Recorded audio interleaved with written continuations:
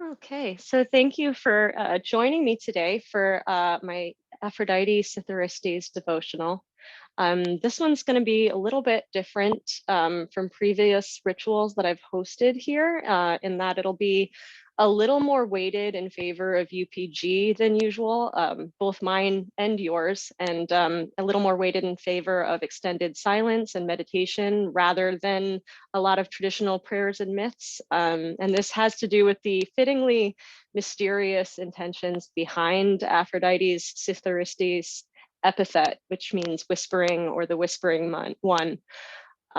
There's not that much available to provide historical context on this, but something in the word really calls out to me, just even in the way it sounds. It's sort of onomatopoeia in a way. It sounds like a whisper in its own self. The Psithyristes, it sounds like what it is. And I think part of the appeal of it is that, as a spiritual person, I think most of us we're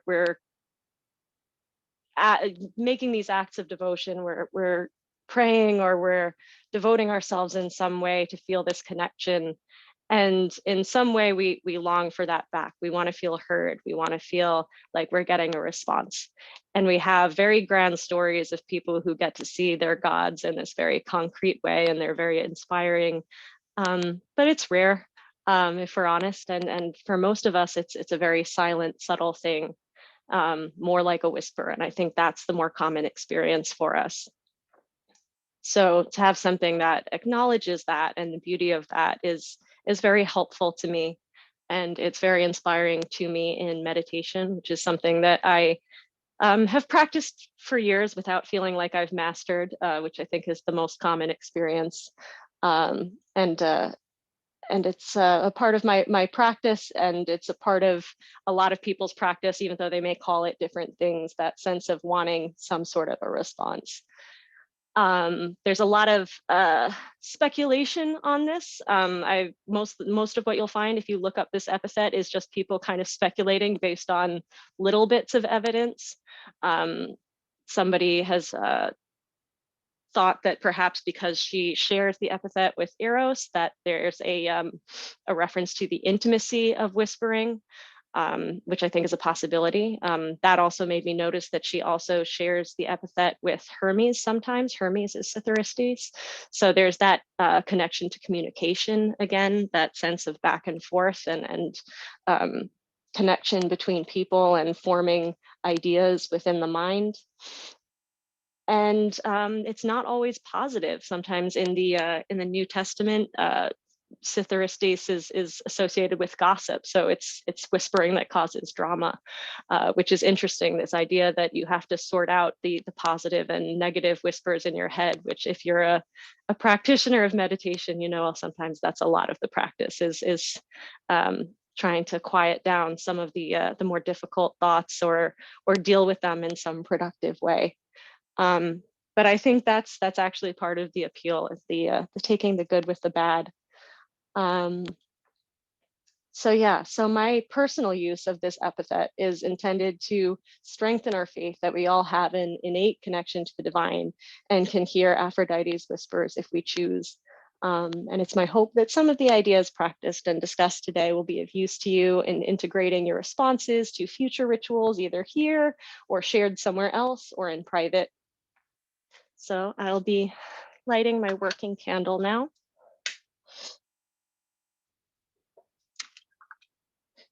And making my kernets. I have my ocean water that I've gathered. It's a little stuck. And burning my rosemary for smoke cleansing for a little bit.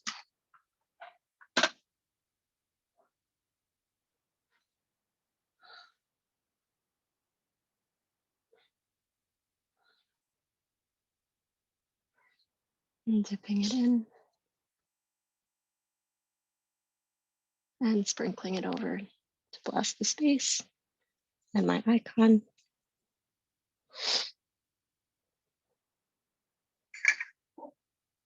And then we move, of course, the most important part of the cleansing, since we are all here more in spirit and mentally than physically, which is to cleanse inwardly, which I choose to do through the breath. And it is the beginning of our meditation practice today. So make sure you're sitting comfortably. Notice your breath. You don't need to change it yet.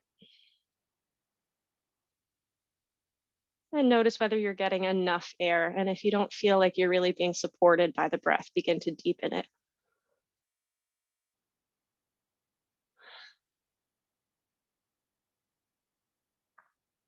Maybe bring a slight constriction to the back of your throat, as if you're trying to fog up a mirror, but with the mouth closed.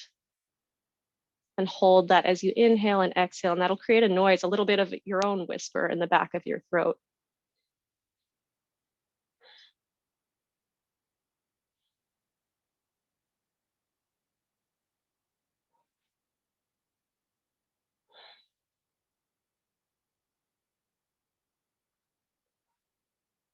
Maybe falling into a bit of a rhythm. One of the suggested rhythms that I find really healthy and supportive is a 4-4-6-2, which is an inhale for a count of 4, holding the breath in for a count of 4, exhaling for a count of 6, and then holding the breath out for a count of 2. I'll count out a few of those for you, but you're free to adjust that rhythm if that's not comfortable to you. So first, clear everything out, squeeze the belly in, let everything puff out the mouth. And inhale, 2, 3, 4. Hold, 2, 3, 4. Exhale, 2, 3, 4, 5, 6. Hold, 2. Inhale, 2, 3, 4. Hold, 2, 3, 4. Exhale, 2, 3, 4, 5, 6. Hold, 2. Inhale, 2, 3, 4. Hold, 2, 3, 4. Exhale, 2, 3, 4, 5, 6. Hold, 2. And keep either that or a similarly comfortable rhythm going for a few more breaths.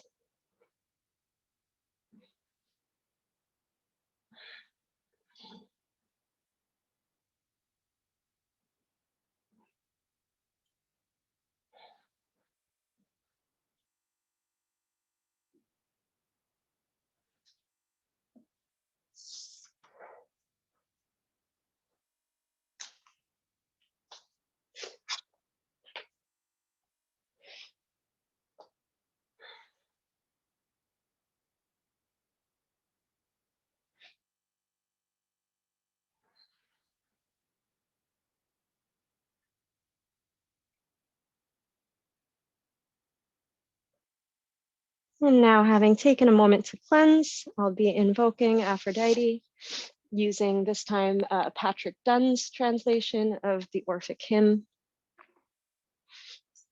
O heavenly, much hymned Aphrodite, loving laughter, born from the sea, goddess of birth, lover of all-night festivals, holy, nocturnal, and wily goddess who binds, and mother of necessity. For everything exists because of you, who yoked together the whole universe and govern 3 shares. You gave birth to all, what's in the sky, upon the fruitful earth, and in the depths of the sea. Revered companion of Bacchus, taking joy in abundance, mother of the Erotes, preparing weddings, persuasion of the marriage bed, you give joy in secret, decked with love locks, visible and invisible, daughter of a great father. You join the bridal feasts of the gods with a scepter, she-wolf, giver of birth, lover of men, longed for giver of life, who yoked mortals with spells to unbridled needs, and the many kinds of beasts to an erotic madness. Come, goddess born in Cyprus, whether you are on Olympus, divine queen, with gladness on your lovely face, or in Syria with fine frankincense, seated on your throne, or even if, on the plains with golden chariots, you occupy the fruitful baths of sacred Egypt, or coming in swan-like carriages on the ocean waves, you rejoice, dancing in circles with beasts of the sea, or if you are delighted with the dark-eyed nymphs in their holy land upon the shores of the sandy beaches, with the nimble salt sea, or in Cyprus, lady, land of your nursing, where lovely virgins and the unwed brides all year sing hymns to you and to immortal holy Adonis. Come, blessed goddess, who has a very beautiful form, for I call you with a pious soul and these holy words.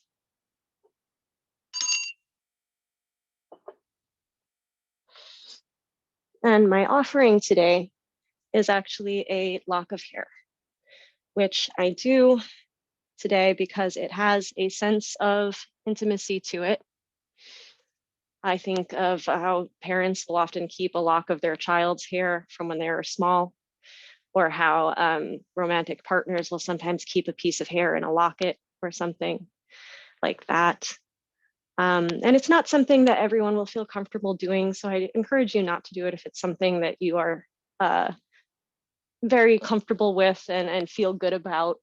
And in fact, if you feel like it could encourage any sort of overly self-sacrificing behavior in the guise of a sort of spirituality, I would encourage you not to do it. But if it is something that you feel comfortable with, it is a very powerful practice when done occasionally for obvious reasons.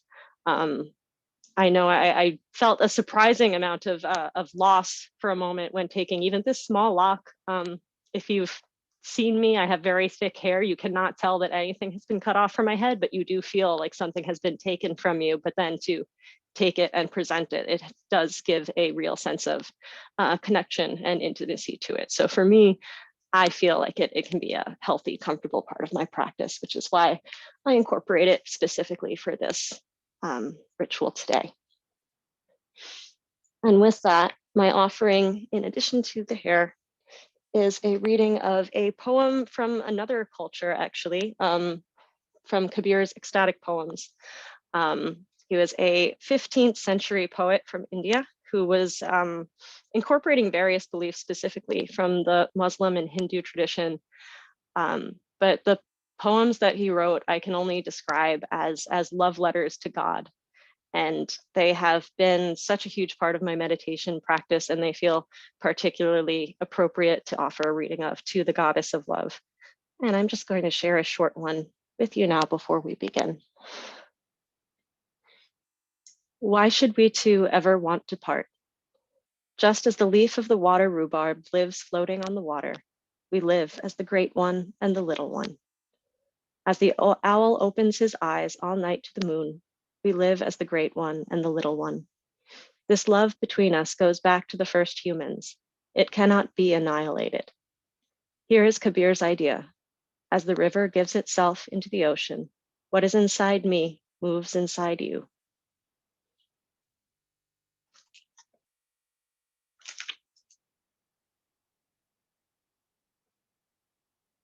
And now we come into our main ritual for today, which is different ways of what I like to call sacred listening. Meditation can mean a lot of things to different people. For some people, it's very focused on just clearing the mind specifically. And what I'm trying to get at specifically today is to open ourselves to receiving a sense of connection or messaging from the divine, in this case, Aphrodite. And that feels a bit more specific, and I want to be clear about that. So I want to suggest a couple of things that I have found helpful to me and practice one together.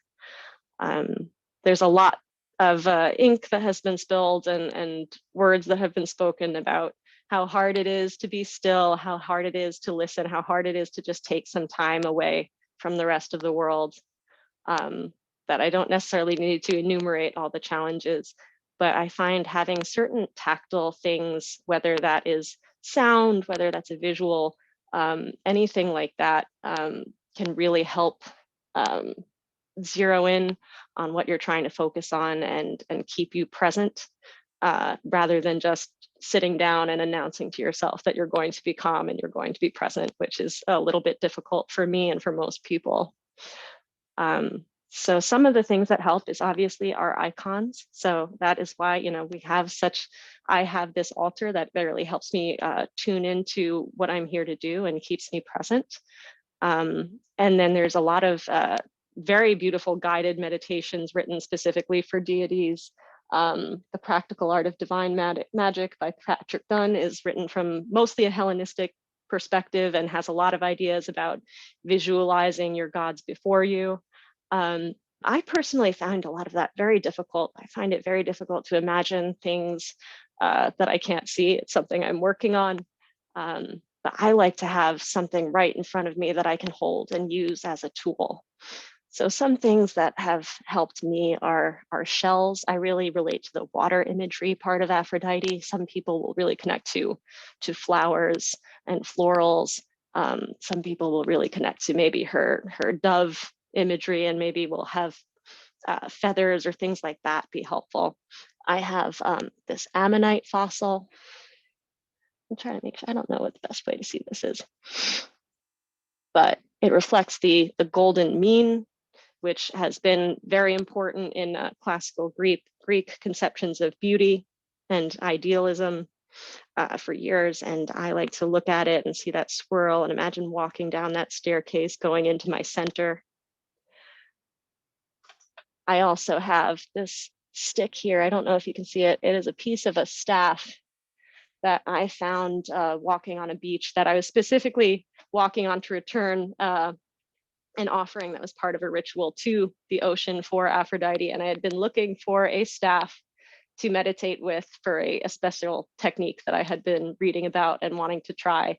And I found this big, huge piece of driftwood that was perfectly sized for me, and it was sturdy, and I could hold it in my hand and lift myself up into a good posture and meditate with it. Then I still have it in my room, and I polish it with beeswax.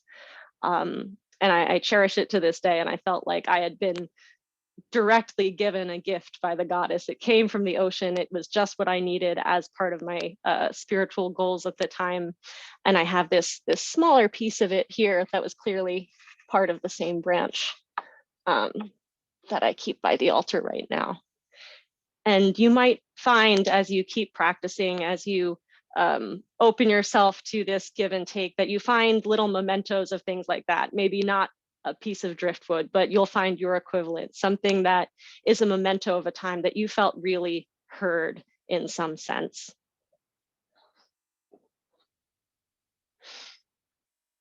So what I'd like to practice today, in keeping with the theme of Aphrodite specifically, and the shell focus, and also in the specific vein of her Psithyristes aspect, which is about sound and listening. I invite you all, if you have a shell, to take a shell. I have one on her altar here, and then I also have this nice big chunky one here, or even a cup or your cupped hands, which still have a water connection. We're using them as a vessel for water, or if you're using your hands, representing a vessel for water. And like you were a kid, holding it up to your ear and hearing that sound. And we have that poetic connection, that idea that the shell is remembering its water birth, much like Aphrodite's, and echoing it back to us. But the scientific truth is actually equally poetic and interesting in a way. It's actually just amplifying the ambient noise that's already there in a way that sounds like a whisper. And there's something very resonant about that to me, that it's this beautiful noise that was already there that I just didn't notice before. But I took the time and I used this tool to help me. And now I notice it just a little bit more. And because it's picking up ambient noise in the room, you might find you hear it a little better if it's just a little bit away from your ear. And the same might go even for your hand.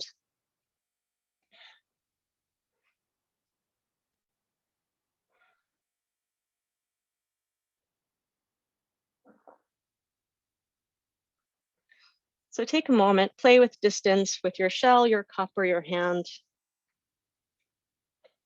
See where you get a pleasant resonance.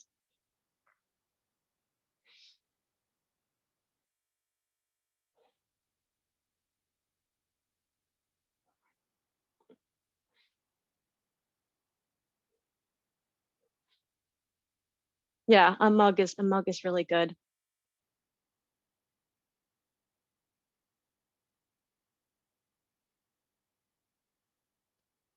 And bring back that strong breath. And that sound of your breath will merge into the sound you're getting from the shell or the cup.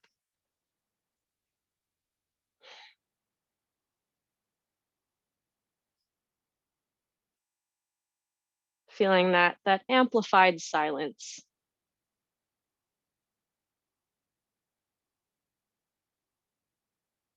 Just intensifying all the things were already there. Your breath was already there.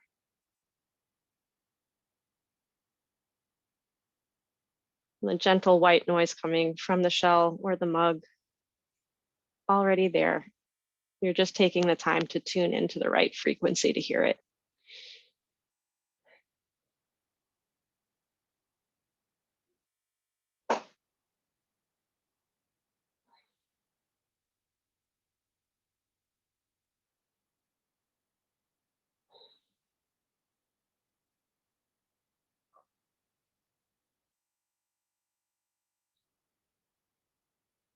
And we'll be practicing with silence for a little bit longer than we typically do in these today. First, just getting a sense of your baseline, getting what it's like to be by yourself in silence.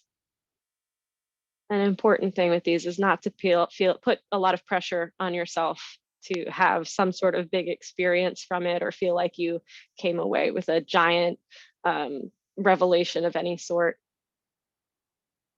I mean, if you do, that's great. But some of these things are so subtle, and it's just a matter of training yourself to feel little differences in your emotions, in your mind, in your body,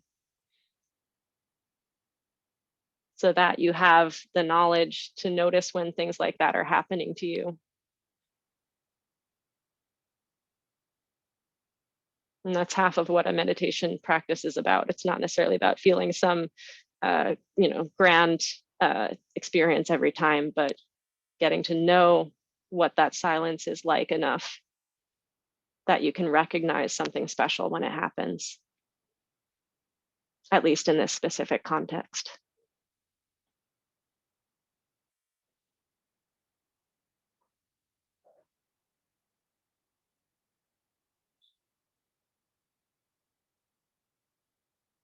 So I'm going to give 2 minutes of silence and 3 minutes of bringing in some gentle drumming at a heartbeat rhythm like this. And then I'll slowly pull that out for about another minute and a half. And then I'll pull a chime to bring us to the end of meditation. And the challenge here is to really not put any pressure on what the results of this need to be, and just let the experience flow, even if you feel like you're doing it wrong.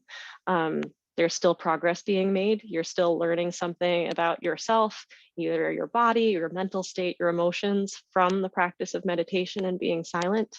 So there's no such thing as a wasted meditation session of any sort. And if you need a little bit of an extra tool to help you along, you can introduce your own whispers. You can whisper the name of Aphrodite. You can whisper Psithyristes. That could be really nice here. I found when I'm doing ritual practices where I need to be in a light trance state, I'll whisper both names of Aphrodite that are most common, Aphrodite Urania and Aphrodite Pandemo, just over and over and over again. Any of these are options, and you can whisper them silently in your head or whispering them out loud if you feel that you're in a space where you can do so. Can really foster that sense of connection and intimacy, and help tune you in a little bit more deeper if you're having some trouble connecting.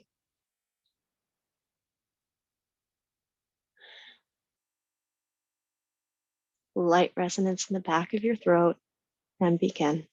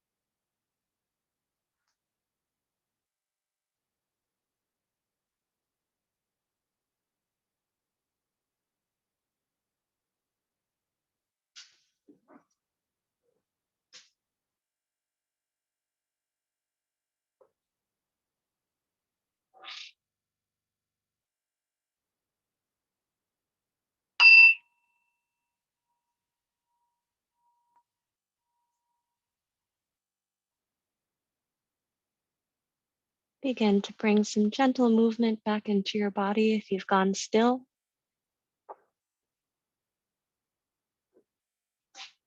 If the breath grew shallow at any point, begin to bring it back. Let me gently move fingertips and toes. Shift the spine around a little bit, move your head back and forth. And take a moment to reflect on meditation results, whatever they were. Again, there's no such thing as a wasted meditation session. And a private practice may include some journaling or note taking of some sort.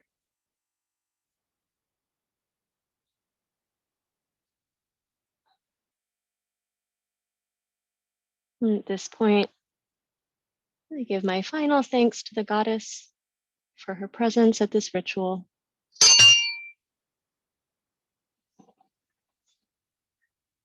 She doesn't want to go, which is a good thing.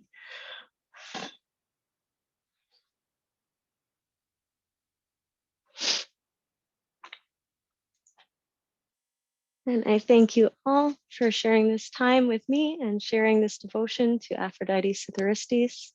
If you want to chat more, please feel free to reach out to me through the Eventbrite at cicalia.herself@gmail.com. Or if you found me through Reddit to Brontosaurus Pluto, Cicalia and Brontosaurus, same person. And thank you so much for being here. The plan going forward is to have these every first Friday of the month, unless some extraneous circumstance prevents me, but I think that's relatively easy for people rather than following the moon. And thank you anyone who joined my first Persephone devotional with my sister Steph. We're going to be holding those according to the modern pagan seasonal calendar on the Wheel of the Year holidays.